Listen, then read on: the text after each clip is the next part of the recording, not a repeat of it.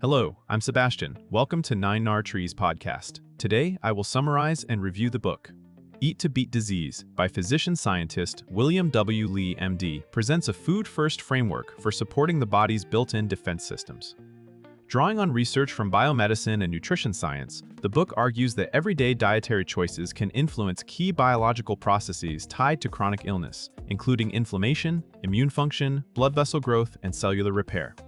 Rather than positioning food as a substitute for medical care, Lee emphasizes how strategic eating may help reduce risk, improve resilience, and complement treatment by targeting underlying mechanisms that many diseases share. The approach is practical and consumer-friendly. It highlights specific foods, explains why they may matter, and connects them to real-world health concerns such as heart disease, diabetes, obesity, cancer, and neurodegenerative conditions. Readers can expect an accessible tour of how the body protects and restores itself, paired with guidance on building meals that align with that science. The result is a motivating bridge between laboratory insights and daily habits. I will give you key takeaways from this book. Firstly, defense systems thinking, one strategy, many conditions. A central idea in the book is that many seemingly different diseases share common biological pathways, and that the body already has defense systems designed to keep those pathways in balance. Instead of focusing only on named diagnoses, the framework emphasizes supporting mechanisms such as regulating inflammation, maintaining healthy blood flow, renewing damaged tissues, and keeping immune responses appropriately calibrated.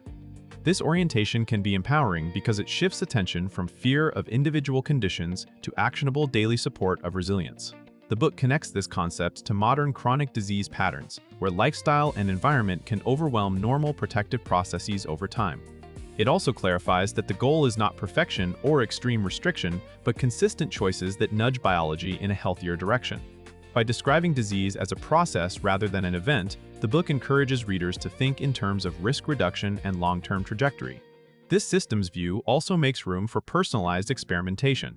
Different people may respond differently to the same foods depending on metabolic health, microbiome, sleep, stress, medications, and genetics. The practical takeaway is a mindset shift towards strengthening the body's innate capacity to defend and repair alongside appropriate clinical care. Secondly, angiogenesis and blood vessel health through food. One of the most distinctive themes associated with Lee's work is angiogenesis, the process by which the body grows and remodels blood vessels. Healthy angiogenesis supports wound healing and tissue maintenance, while dysregulated blood vessel growth can contribute to diseases where tissues are either starved of circulation or abnormally overfed. The book explains why blood vessel balance matters for cardiometabolic health and for conditions where abnormal vascular growth plays a role. It then translates that science into everyday eating, spotlighting foods and dietary patterns that may help maintain vascular function, including choices associated with polyphenols, nitrates, fiber, and healthy fats. Beyond individual ingredients, the discussion underscores the cumulative effect of meals on endothelial function, blood pressure, and metabolic signaling. Readers also get a sense of how vascular health is influenced by the broader context of lifestyle, such as physical activity and sleep, which interact with nutrition. The practical value of this section is that it offers a concrete biological target people can understand, making food choices feel less abstract. By linking circulation and vessel signaling to daily diet, the book provides a coherent narrative for why certain foods are repeatedly associated with better long-term outcomes. Thirdly, immune support without hype, calming and activating at the right time. The book frames immunity as a dynamic system that must both attack genuine threats and avoid excessive, self-damaging responses.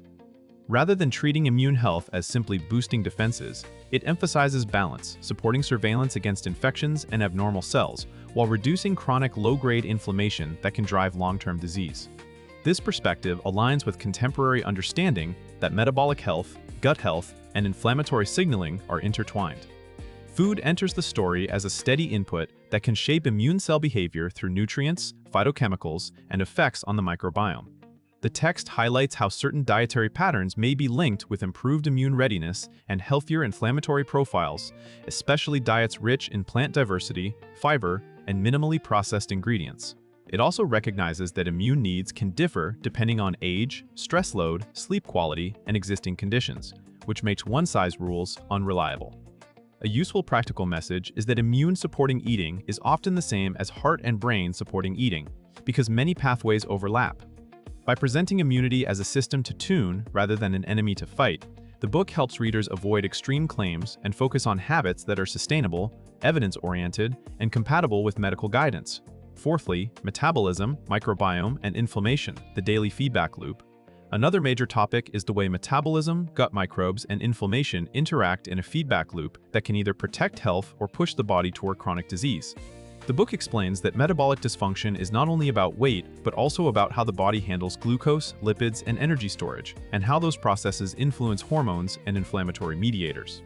The microbiome appears as a key mediator. What you eat changes microbial composition and activity, which in turn affects short-chain fatty acids, intestinal barrier integrity, and immune signaling. This section encourages readers to see diet quality and food processing as important levers.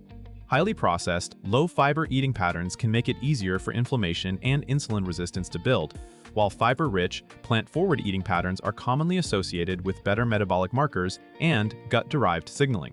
The emphasis is on trends over time, not a single meal. Practical guidance centers on diversifying plants, prioritizing whole foods, and using targeted additions that align with the book's defense systems approach. The reader benefit is a clearer map of why cravings, energy swings, and gradual health changes may reflect biology responding to repeated inputs, and how improving those inputs can change the trajectory. Lastly, building a practical eat-to-beat plan, from grocery cart to plate, the book aims to convert complex science into choices that people can actually make, especially in the grocery store and kitchen. It presents a pragmatic style of implementation focused on adding protective foods rather than relying only on restriction. Readers are guided toward assembling meals that support multiple defense systems at once, such as combining fiber-rich plants, healthy fats, protein sources, herbs and spices, and minimally processed staples. The approach also values consistency and enjoyment, since adherence is a major predictor of results in real life. A key theme is that small changes can compound, and that food can be used as a daily tool for prevention and support even when someone is also following a medical treatment plan. The book's practical lens includes how to choose higher quality versions of common foods, how to think about beverages, and how to make eating patterns sustainable across work, travel, and family routines. It also encourages readers to evaluate claims critically and to coordinate with clinicians when managing conditions or medications. The overall goal is to equip readers with a repeatable system, understand the biological target, choose foods that align with it, and build meals that fit personal preferences and constraints. In conclusion, this book fits readers who want science-based nutrition guidance without drifting into fad dieting, especially people interested in prevention, healthy aging, and reducing long-term risk for chronic illness. It is also useful for anyone managing cardiometabolic concerns, inflammation-related symptoms, or recovery goals who wants a food strategy that can complement clinical advice.